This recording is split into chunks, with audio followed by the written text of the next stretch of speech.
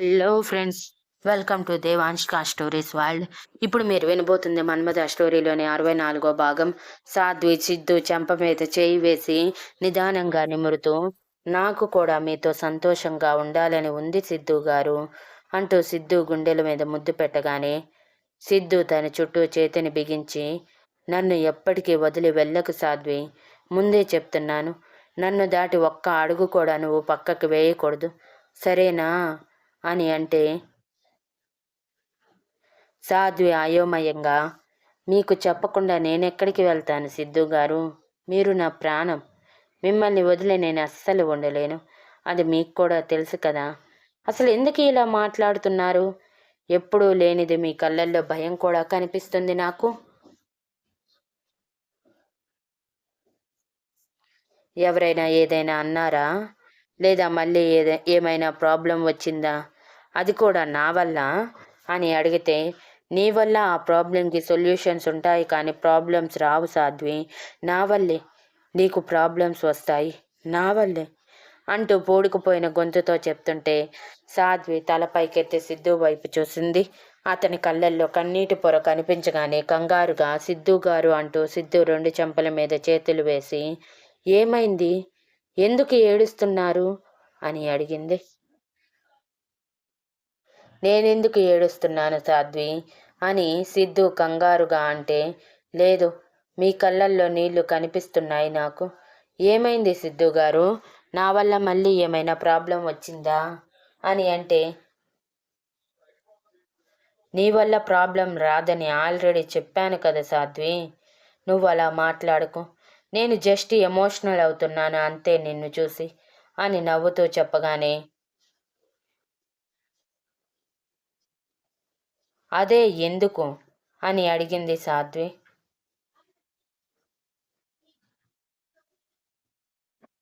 నా బిడ్డకి తల్లిగా నిన్ను చూసి ఎమోషనల్ అవ్వనా నేను అని చిరుకోపంగా అనగానే, అవును అవ్వాలి అని అంది సాధ్వి. అందుకే అయ్యాను అని నవ్వుతూ అనగానే,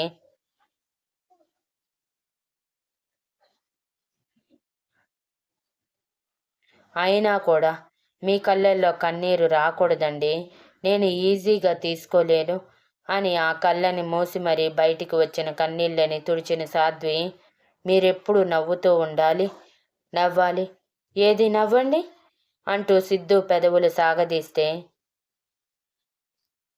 నువ్వు నాతో ఉన్న ప్రతి క్షణం నేను సంతోషంగానే ఉంటాను సాధ్వి, నువ్వు నాకు ప్రామిస్ చేయి నన్ను వదిలి వెళ్ళనని అని అంటే, ప్రామిస్, నా ప్రాణం పోయేంత వరకు మిమ్మల్ని వదిలి ఒక్క క్షణం కూడా వెళ్ళను అని అనగానే, సాధ్వి అంటూ సీరియస్గా చూశాడు సిద్ధు. నార్మల్గా చెప్పానండి, దానికి కూడా కోపం ఎందుకు అని నవ్వుతూ చెప్పింది సాధ్వి. నార్మల్గా కూడా అలా మాట్లాడకు సాధ్వి ప్లీజ్, నేను ఈజీగా తీసుకోలేను, ఇప్పటికే కొన్ని నిజాలు తెలిసి నా మనసు చాలా బాధపడుతుంది, ఇప్పుడు నీ మాటలతో ఇంకా బాధ పెట్టకు అనగానే సాధ్వి కళ్ళు చిన్నవి చేసి, ఏం నిజాలు అండి అని అంటే, అవి నీకు చెప్పేవి కాదులే వదిలేసే అని అన్నాడు సిద్ధు విసుగ్గా. సరే అండి వదిలేస్తాను, కానీ ఒక్కటి గుర్తుంచుకోండి, మీ బాధ నాకు ఎప్పుడు కావాలంటే అప్పుడు షేర్ చేసుకోవచ్చు అని అంది సాధ్వి. తప్పకుండా సాధ్వి, నా మనసులో బాధ మోయలేని సమయంలో నీకు మాత్రమే చెప్పుకుంటాను అని తన నుదుటి మీద ప్రేమగా ముద్దు పెట్టి, ఇక పడుకో, ఇప్పటికే ఆలస్యమైంది, ఎక్కువసేపు నువ్వు మేలుకోకూడదు అని అనగానే, మీరు పడుకోండి అంటూ లైట్ ఆఫ్ చేసిన సాధ్వి సిద్ధుని తన గుండెల మీదకి తీసుకొని జోకొడుతూ ఉంటే సిద్ధు సాధ్వి సాంగత్యంలో ప్రశాంతంగా కళ్ళు మూసుకున్నాడు. తర్వాత రోజు సాధ్విని ఇంట్లో ఉండమని చెప్పాడు సిద్ధు, ఆఫీస్కి వద్దని. కానీ శారదమ్మ గారితో కానీ పద్మ గారితో కానీ మాట్లాడలేదు. వీక్షిత్ ఆ రోజు సిద్ధు బిహేవియర్ ఆడుగా ఉండటం గమనించాడు. ఆఫీస్కి వెళ్ళాక అడగచ్చని సైలెంట్గా ఉన్నాడు. ఇటు సాధ్వి చిన్న కూడా ఎప్పుడు గ్రానీతో సరదాగా మాట్లాడే సిద్ధు ఈరోజు అసలు మాట్లాడకుండా ఉండటం, గ్రాని మాట్లాడటానికి ట్రై చేసిన తప్పించుకొని జరగటం గమనించారు. ఇద్దరి మధ్య ఏదైనా గొడవ జరిగిందేమో అనుకున్నారు.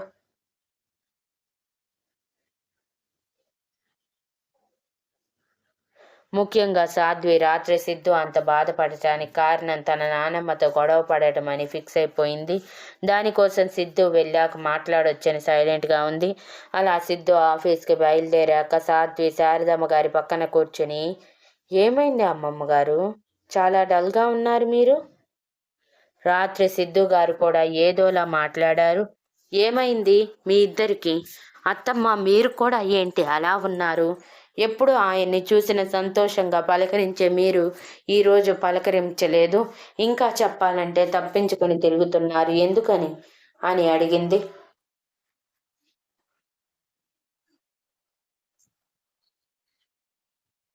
ఏమీ లేదులేవే, ఆఫీస్కి నేను వస్తాను అని చెప్పాను. అది వాడికి నచ్చలేదు, గొడవ పెట్టుకున్నాడు. ఈ వయసులో నీకెందుకు గ్రాని, నేనున్నాను కదా అంటూ నేను వినలేదు. వస్తానంటే వస్తానని గొడవ చేసేసరికి అరిచి నీ దగ్గరికి వచ్చాడు. మధ్యలో పద్మ కన్విన్స్ చేయటానికి చూసింది. పద్మ మాట కూడా వినకపోవటంతో పద్మకి కోపం వచ్చి మాట్లాడలేదు అని అనగానే, అవునా, అంతేనా, నేను ఇంకా ఏదో పెద్ద గొడవ జరిగిందని కంగారు పడ్డాను తెలుసా అని అంటే, కంగారు పడకు, చెప్పాం కదా నీ భర్తది చిన్నపిల్లల బిహేవియర్ అని, అలానే బిహేవ్ చేస్తాడు ఒక్కోసారి, మనం భరించాలి అంతే అని నవ్వుతూ కవర్ చేశారు శారదమ్మ గారు. ఇటు కారులో బయలుదేరాక వీక్షిత్ కూడా, ఏమైంది బావా అలా ఉన్నావు, ఎనీథింగ్ రాంగ్? మార్నింగ్ నుంచి చూస్తున్నాను, నీ ఫేస్లో నవ్వనేదే లేదు, ఏదో పోగొట్టుకున్నట్టు చాలా డల్గా ఉన్నావు, మళ్ళీ రోషిని వల్ల ఏమైనా ప్రాబ్లం వచ్చిందా అని అడిగాడు. నథింగ్ వీక్షిత్, రోషిని విషయం గురించి ఆలోచిస్తున్నాను అని అంటే, అబద్ధం చెప్పకు బావా, ఆల్రెడీ తన విషయం తేల్చేయటానికి రెడీ అయిపోయావు.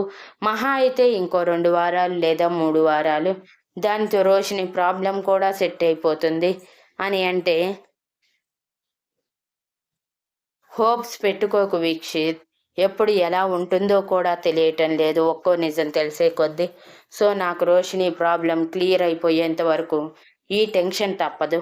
ఒకవేళ నీ గురించి కానీ తెలిసిందనుకో, నువ్వు ఇక్కడే ఉన్నావని తెలిసిందే అనుకో, ఖచ్చితంగా మన ప్లాన్ గురించి అర్థమైపోతుంది తనకి, తన జాగ్రత్తలో తను ఉంటుంది, అందుకే ఆలోచిస్తున్నాను అని అనగానే,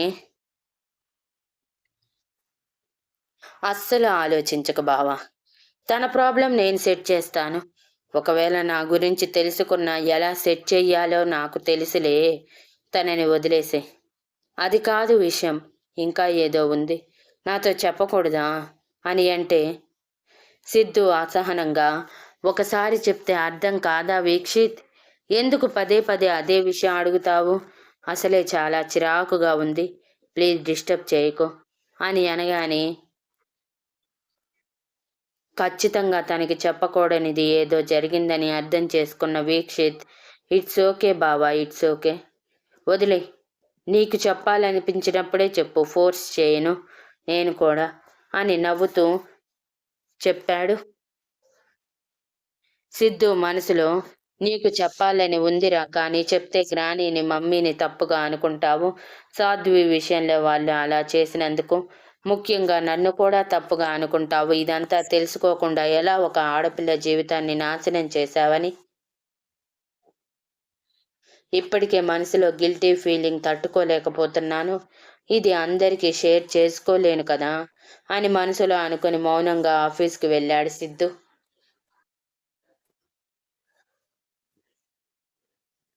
సిద్ధుని ఎంత నార్మల్ చేయాలని వీక్షిత్ ట్రై చేసినా సిద్ధు మాత్రం నార్మల్ కాలేకపోయాడు. అలా ఆ రోజు సాయంత్రం వరకు సిద్ధు ఆ మూడీనెస్లోనే గడిపేశాడు. ఆ మూడీనెస్లోనే డిటెక్టివ్కి కాల్ చేసి రాశిని గురించి ఎంతవరకు వచ్చిందో అడిగాడు. డీటెయిల్స్ కనుక్కునే ప్రాసెస్లోనే ఉన్నాము, ఇచ్చి ఒక్కరోజే కాబట్టి కొంచెం టైం పడుతుంది, వెయిట్ చేయండి అని చెప్పారు అటువైపు. వీలైనంత త్వరగా తెలుసుకొని చెప్పమని సీరియస్గా వార్నింగ్ ఇచ్చాడు సిద్ధు. అటువైపు సరే అని అనగానే కాల్ కట్ చేసిన సిద్ధు, రోషిని ప్రాబ్లం త్వరగా క్లియర్ చేసుకోవాలి. ఎటువైపు నుంచి ఏ ప్రాబ్లం వస్తుందో తెలియకుండా పోతుంది. ఒక్క 6 నెలలు సాధ్విని జాగ్రత్తగా చూసుకుంటే బాగుంటుంది. అవును, సాధ్విని వీటన్నిటికీ దూరంగా ఎక్కడికైనా తీసుకువెళ్ళి అక్కడే డెలివరీ చేయిస్తే బాగుంటుందేమో కదా. అలా అయితే సాధ్వికి కూడా ప్రాబ్లం ఉండదేమో కదా. నేను ఒక 6 months లాంగ్ లీవ్ తీసుకుంటే సాధ్విని కంటికి రెప్పలా చూసుకోవచ్చు కదా. ఒకసారి ట్రై చేద్దాం ఇది కూడా. రోషిని ప్రాబ్లం తీరిపోగానే అదే పని చేయాలి.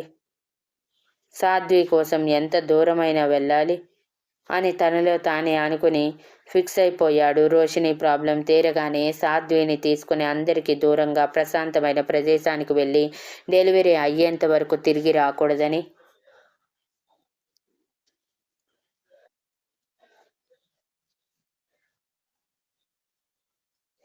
ఇక రోషిని దగ్గర తర్వాత రోజు ఉదయం మరోసారి గుర్తు చేశాడు అతను రోషినికి తన గురించి డీటెయిల్స్ ఇవ్వమని. అప్పటికే రోషిని అసహనంగా మారిపోయి ఉంది. పదే పదే అదే గుర్తు చేస్తూ చిరాకు తెప్పిస్తుంటే మేనేజర్ సాయంత్రం ఏదో ఒక కథ చెప్పి డిసైడ్ అయ్యింది. కథ చెప్పాలని డిసైడ్ అయ్యింది. అనుకున్నట్టుగా ఆ రోజు సాయంత్రం స్నాక్స్ టైంలో అతను స్నాక్స్ ఇస్తూ, చెప్పు ఇప్పుడు నీ గురించి చెప్తావా లేదా నన్ను వెళ్ళిపోమంటావా అనగానే, చెప్తాను. నాకు సిద్ధు మీద అంత కోపం ఎందుకు ఉందో కూడా చెప్తాను. కూర్చో అంటూ కూర్చోమని చెప్పి స్నాక్స్ తిని ముందు అంటే, స్నాక్స్ తింటూ కూడా మాట్లాడుకోవచ్చు రోషిని, నువ్వు చెప్పు అని చెప్పి కార్ డ్రైవ్ చేస్తున్న సిద్ధుకి కాల్ కలిపి మరీ లైన్లో పెట్టి మాట్లాడుతున్నాడు. రోషిని ఒక నిట్టూర్పు విడిచి, చెప్పాక నువ్వు సిద్ధు మీద అసహ్యం పెంచుకోకూడదు అని అంటే, అంత సీన్ లేదులే, ఆల్రెడీ వాడి మీద నాకు చాలా కోపం ఉంది అని మనసులో భయంగా ఉన్న బయటికి కోపం నటిస్తూ చెప్పి, నువ్వు ముందు చెప్పు అని అంటే, అది అది అమెరికాలో ఉన్నప్పుడు సిద్ధు నాతో మిస్బిహేవ్ చేశాడు. నేను జస్ట్ ఫ్రెండ్గానే చూశాను సిద్ధుని.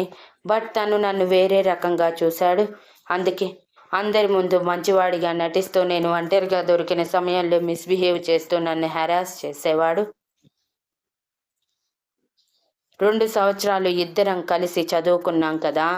సంవత్సరం పాటు అదే భరించాను. సంవత్సరం తర్వాత నేను ప్రేమిస్తున్నానని అంటూ తన వెనక తిరగమని తనే చెప్పాడు. చేయకపోతే నా జీవితం నాశనం చేస్తానని చెప్పాడు. నాకు భయం వేసి అలానే చేస్తూ వచ్చాను. అలా ఇప్పటి వరకు కొనసాగుతూనే వచ్చింది అని చెప్పగానే, నేనంత ఎర్రి పుష్పంలా కనిపిస్తున్నానా అని అన్నాడు అతను చాలా సీరియస్గా. Thank you for listening and please like, share, comment and subscribe.